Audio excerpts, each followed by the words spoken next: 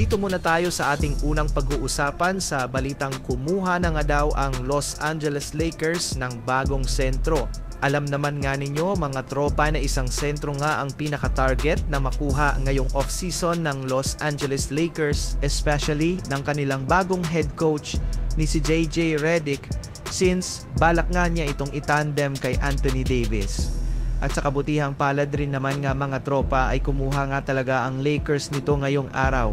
Sa katunayan, pagkatapos nga nilang papirmahin si Quincy Olivari kahapon ng exhibitors contract ay pinapirma na rin naman nga nila ng ganitong klaseng kontrata ang kanilang pinakabagong 7-foot center na si Kyler Kelly.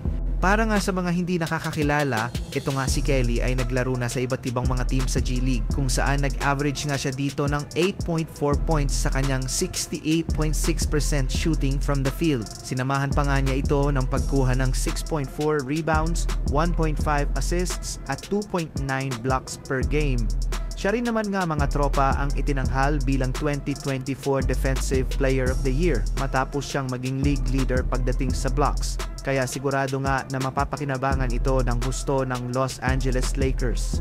Samantala, ito naman nga ang mga sinabi ni LeBron James kay Stephen Curry. Ito nga ang mga sinabi nitong si LeBron James pagkatapos niya nga maranasan na maging teammates itong si Steph Curry sa kakatapos pa lang na 2024 Paris Olympics. Naging magka-teammates naman nga sila, 'di ba, mga tropa sa mga All-Star Games. Pero hindi sa ganitong level kung saan seryoso talaga na kinakailangan nilang manalo at kinakailangan ipakita ang kanilang galing nilang dalawa. Marami na mga epic games at championships ang pinaglabanan nitong dalawang ito at maging nga ang kanilang mga fans ay talaga namang nag-aaway at nag-aasaran sa tuwing sila ay nagkakalaban. Lalong-lalo na sa mga championships at mga importanteng game. Pero dito nga sa 2024 Paris Olympics, first time nating lahat makita itong dalawang ito na magka-teammates at maglaro ng mga importanteng laro na magkasama at hindi naman tayo nila binigo. Lalong-lalo na nagkaroon sila ng matitinding kalaban mula sa mga international teams gaya ng France at Serbia at maging ang South Sudan. Sa isang interview pagkatapos nga ng Olympic gold medal game ay sinabi ni LeBron James kung ano ang tunay niyang naramdaman pagkatapos niyang maka-teammates sa isang team itong si Stephen Curry.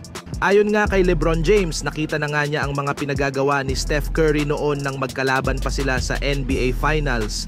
Pero napakaganda nga daw sa pakiramdam na sila ay nasa isang team sa Olympics. Dagdag pa ni LeBron James na talagang mapapahanga ka na lang daw talaga sa talento nitong si Steph Curry. Nakita na raw niya lahat ito kaya lang siya ang kalaban at ngayong teammates niya na itong si Stephen Curry talagang mapapadepensa at bantay daw talaga ang kalaban nila. At pag successful sila sa depensa ay hahanapin mo na lang si Curry para ibigay sa kanya ang bola.